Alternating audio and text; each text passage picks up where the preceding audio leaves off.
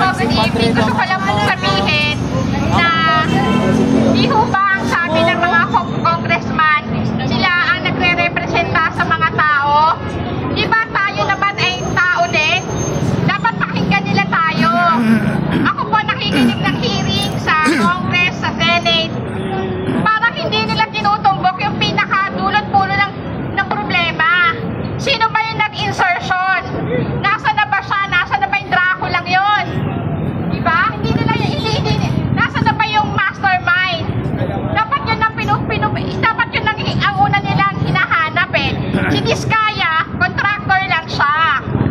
Diba? Ang dapat ang tinutukoy agad nila, tama yung sinasabi ni Toby Chanko eh. Doon tayo sa yung punot dulo ng problema. Diba? Bakit ang Congress ayaw nilang ipatawag si Magalong? Bakit ayaw nilang ilabas yung USB ni Toby Chanko? Diba? Ano ba yung tinatago ba sila? Wag ho natin, tignan ho natin yung hearing. Wag ho tayong pumayag na hindi nila ilabas si Saldico at saka si Romualdez. Kasi sila ang makakasagot kung nasaan napunta yung insertion. Doon po nagmula yung problema. Kaya ho nagkaroon ng mga korupsyon dahil sa mga ini-insert nilang mga hindi naman dapat. So, ang inaano ko lang, wag ho tayong maging masanay na lang na palagi na lang tayong ginaganito.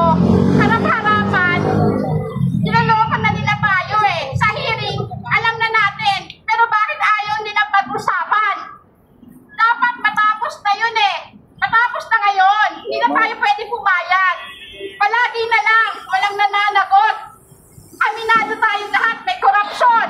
Pero bakit walang nananagot? Kasi hinahayaan natin. Dapat, yung mga, ang dapat hindi natin hinahayaan yun eh. Dapat may managot ngayon. Ito ay para sa mga anak natin. Para sa susunod na henerasyon, matamasa nila ang isang gobyerno na walang korap. Diba? Dapat magkana tayo, 120 million population ng Pilipinas. Ilan lang ang gobyerno.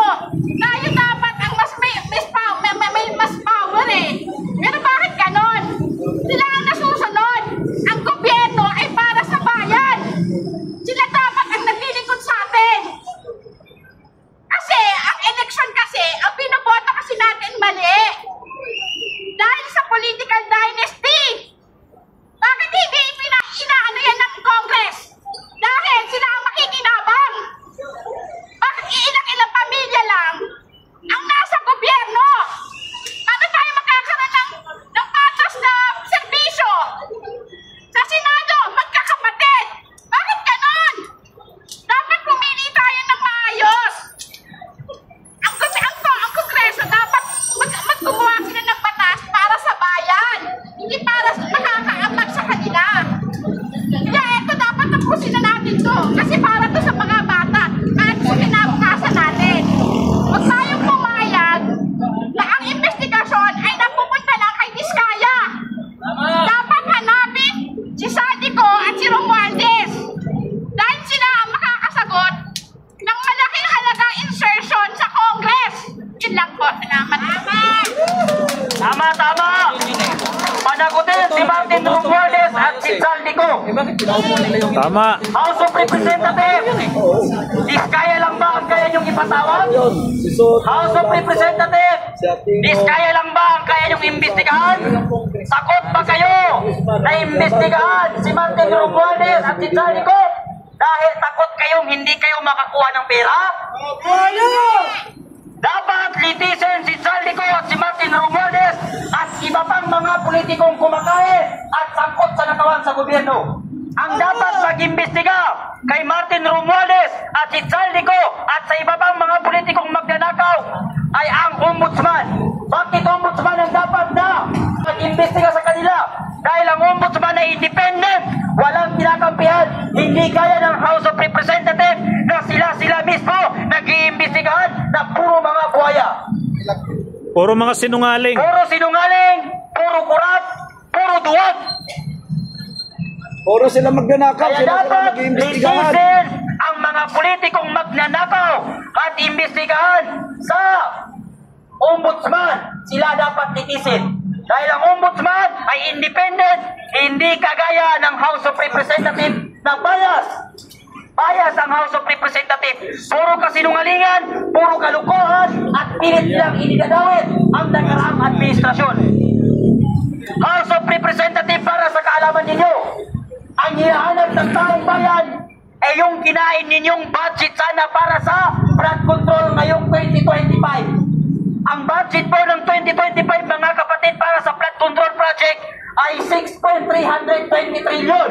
At yan po, Mr. President, ang hinahanap ng mamamayang Pilipino kung saan napunta. Bakit mga kongresista lamang at mga kontraktor at anak ng mga politikong kurakot ang nakinabang sa 6.320 trillion? Hindi nyo ba nakikita ang mga taong nasa taas ng bundok na namamatay na lamang at hinihintay na mamatay dahil hindi sila pwede yung hospital dahil walang pera? Nasubukan nyo po ba na ang mga Pilipinong ito ay nagugutom? Mr. President, taong bayan po ang humihingi na kayo ay bumaba sa posisyon at mahiya naman kayo kung ang mga Pilipinong pinamumunuan ninyo ay hindi nakikinig sa inyo. Mahiya naman kayong mga politiko kayo kung ang mga kadistrito nyo mismo ay ayaw sa inyo, mga congressman. At nakakapagtaka rin, netong nakaraan na eleksyon ay si Congressman Abante na hindi ibinoto ng mga taong mamamayan ay nanalo. Ang kapal ng mukha nun. Napakakapal ng mukha. Di mo hinila. Bakit siya nanalo? Hindi naman siya binoto ng Pilipino. Dahil ba siya ay son of Comelec? Dahil ba kay George Garcia? Dapat ay palitan si George Garcia sa Comelec dahil ang natindihan mapalitan. Sapa yan. Papanalunin niya ang mga tiwali sa gobyerno. Palayasin na yan. Isang salo. Palayasin yan silang lahat. Mga Pilipino, hanggang dito na lamang ba tayo? Magsasalita na lang ba tayo? Aayaan na lang ba natin ang mga politikong kumakain at lumalabon sa tax natin? Papayagan ba natin yun na mangyari sa atin dito? Gayahin natin ang Nepal, pati ang Indonesia. Kung nagawa ng Indonesia, magagawa rin ng mga Pilipino. Noong unang panahon, lahat ng mga ibang bansa ay nagkakanasa sa ating bansa. Pinalayas ng mga Pilipino ang mga Espanyol, pinalayas nila ang mga Hapon, pinalayas nila ang mga Amerikano. Tayo ngayon nasa henerasyon nito, palayasin natin ang mga politikong nagpapahirap sa ating bansa. Mga kabataan, lumabas na kayo. Tinatawagan namin lahat ng youth sector at iba pa, mga organisasyon sa Pilipinas, na kayo ay malumabas at huwag magbulag-bulagan at magbingi-bingihan sa nangyayaring korupsyon sa ating bansa. Kahit saan ka mang lugar, lumabas ka at magsalita ka. Lumabas na kayo dyan sa screen ng cellphone kung pwede ang salita. No? Huwag kayong maging matapang sa comment section. Huwag kayong maging matapang sa mga video. Dapat ay ipakita ninyo ang katapangan ninyo sa personal. At hindi tayo dapat matakot sa mga politiko. Bakit? Tayo ang nagpaupo sa kanila sa mga posisyon nila. Tayo rin ang magbababa sa kanila sa mga posisyon nila.